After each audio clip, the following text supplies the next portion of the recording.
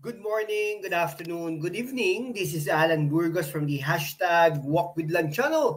Welcome and welcome back to our channel. Guys, if you are not yet subscribed to our channel, please do it so now so that you can be a part of this growing family. Officially, we are now 10,282 subscribers. Thank you so much guys. God bless you all at malapit na po tayo sa ating 20,000 subscribers milestone. Maraming salamat po sa inyong lahat. From the bottom of my heart, I love you all. At ang pag-usapan po natin today ay local politics naman dyan sa Caloocan City. Pinamagatan po natin ang programa natin ngayon, Malapitan versus Malonzo sa Caloocan. Kanino ka? Alamin ang laban sa 2025.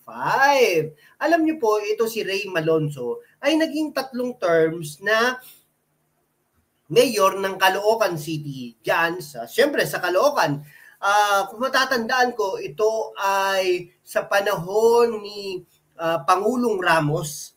Lakas NUCD kasi ito no? Kung matatandaan ko, Lakas NUCD, pati yata sa panahon ni, if I'm not mistaken, Pangulong Cory Aquino. Parang ganyan no? Cory Aquino hanggang Pangulong Ramos o di kaya naman Pangulong Erap o kaya Pangulong Gloria Macapagal-Arroyo. Hindi ko na po i-chinek kasi ano naman.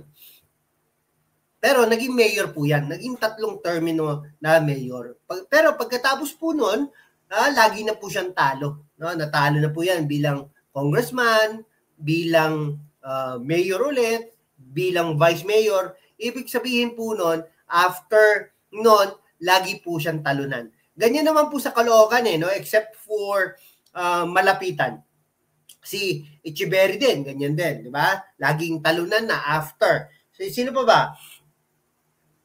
Si Irizy din, di ba? After niya mag-congressman, lagi na talo. Ngayon, may disqualification cases pa nga.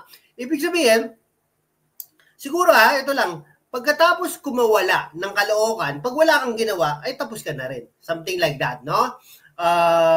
Pero iba yung kay Malapitan, no? Iba yung kay Malapitan talaga dahil nga naman nakapag-produce pa sila ng congressman, nakapag-produce pa sila ng mga konsehal na Malapitan Tapos nag-mayor pa ulit.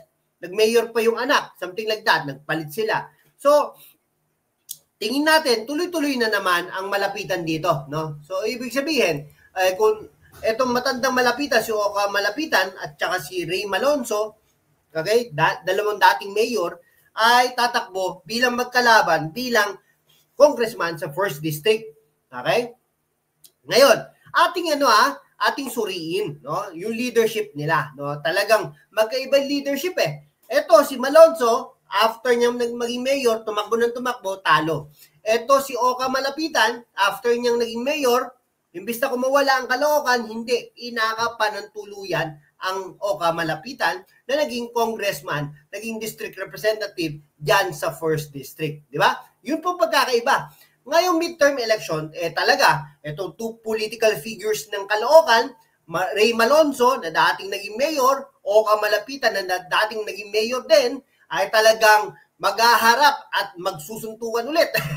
Joke lang po yung suntukan. Maghaharap ulit sa eleksyon dyan sa Caloocan. No? Ngayon, ito si Malonzo, na maglo-launch ulit ng challenge, no, sa dating mayor na si Oka Malapitan na talaga namang in the last few years ay talagang dominante diyan sa 1st District. Bakit po nagdominante? Dahil kitang-kita ang ginawa ng matandang Malapitan, no? Ito si Malonzo naman, a former actor turned politician, has taken to social media to challenge Malapitan at every opportunity, no? Nagpo-post, syempre. Ganyan po dapat. Ito sana ang ginagawa ni Trillanes, no? Dating Senador Trillanes. Di ba? Go to Facebook. Umikot ka na ng ng Caloocan. Tirahin mo na si Malapitan, kung gano'n, etc. Sitahin mo na ang mga Malapitan, etc. Katulad ng ginagawa ni Malonzo.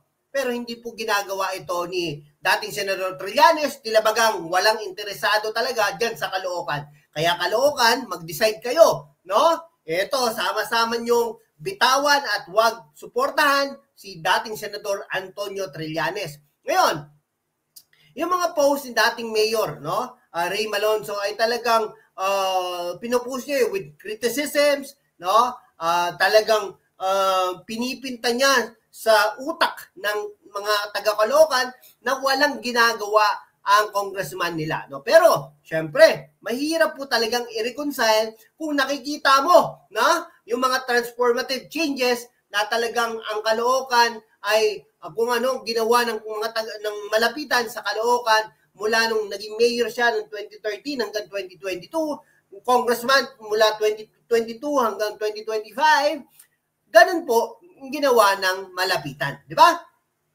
Parang Duterte din po yan. Ang hirap po talagang i-reconcile na sinasabi nating walang ginawa at corrupt si Pangulong Rodrigo Roa Duterte, nakikita at naramdaman naman natin noong mga panahon ni Pangulong Rodrigo Roa Duterte.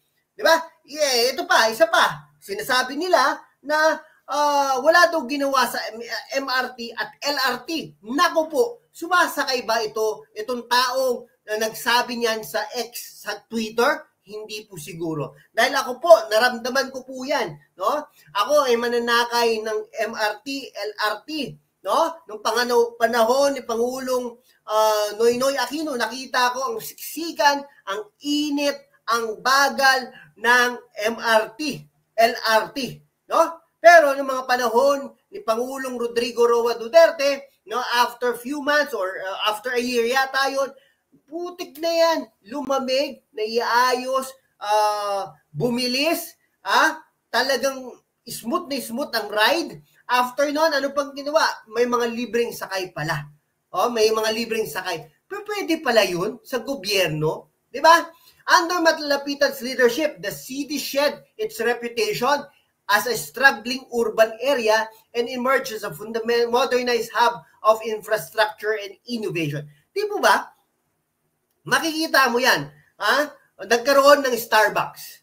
Ilang Starbucks na ba meron sila? Diyan sa Monumento, diyan sa City Hall, diyan sa SM, diyan sa diyan sa Northern Part, etc. Nagkaroon na rin ng SM. Di ba? Tapos nagkaroon pa ng towering 8 stories City Hall, diyan at saka yung Caloocan Sports Complex, yung Amparo Nature Park, malapitan sa administration left an indelible mark. Nagawa ba ito ng mga Malonzo? Nagawa ba ito ng mga Irice? Nagawa ba ito ng Echeverry? Echeverry? Hindi po. No? Yung educational initiative such as the expansion of the University of Caloocan City and the establishment of its College of Law, College of Engineering, and School of Medicine further demonstrated his commitment to progress. Tama, di ba? Dubbed as the architect of Caloocan's transformative, Malapitan's achievement stand in sharp contrast to Malonzo's lackluster legacy. Di mo ba? Nagkaroon ka ng 9 na taon na paglilingkod sa Caloocan City, ngunit hindi mo ito, 1995 pala, sorry. So, under ano pala to, no? Nag-serve pala ng mayor si Ray Malonzo noong 1995 to 2004. So sa panahon po ito ng 3 presidente. Una, kay Pangulong Ramos, okay? 1995 to 1998. Pangalawang presidente, Erap Estrada, 1998 to 2000. Okay? Tapos Gloria Macapagal Arroyo, from 2000 to 2009. Pero hanggang 2004 lang po siya, no? Talagang ano bang na-remember natin kay Ray Malonzo, no? Ang dami pong missed opportunities. No? Nung nag-leave siya ng office, talagang balik naman siya ng balik sa Caloocan City. Tumatakbo siya. Hindi ko nga alam, tumakbo yata ito ring senador ng Pilipinas, pero i-check po natin, ngunit lagi po siyang natatalo. No? Yung attempt niya to run for public service have resulted in an unbroken string of electoral defeats. Talunan, kangkungan, not only for himself, for his family members as well, no? Malonzo's electoral losses again began in 2004 when he was defeated by Malapitan in the congressional race. Okay, subsequent bids for local and national positions including his failed campaigns for mayor in 2007 and mayor in 2010, cemented his reputations as a perennial candidate and able to regain the public's trust. Bakit po kaya? Baka walang nagawa?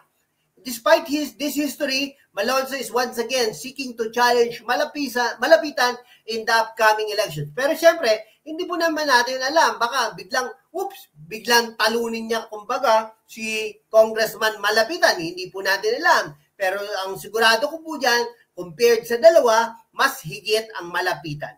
The race promises to highlight a clear choice between the trailblazer whose accomplishments speak volumes and the troublemaker who seems more focused on criticisms than constructive solutions. Dapat pag nag-criticize tayo, dapat may solution na.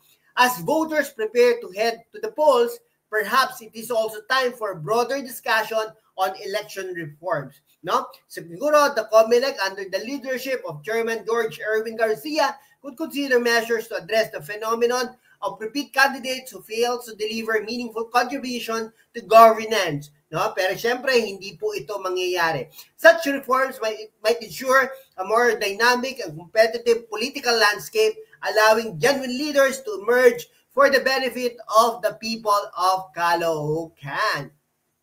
Okay. Sige po ha. Hanggang dito na lang po mga kaibigan ko. Kayo po ba? Sino po ba ang gusto nyo dyan sa Caloocan? First District, Malonzo o Malapitan? Okay? Obviously, kung ano po ang nagawa ng isang tao, yun po ang dapat nating iboto. Hanggang dito na lang po mga kaibigan ko. Maraming salamat po sa inyong lahat. Kung hindi pa po kayo nakapag-subscribe sa ating channel, please do it so now so that we can be able to maintain and sustain this channel. Thank you so much guys.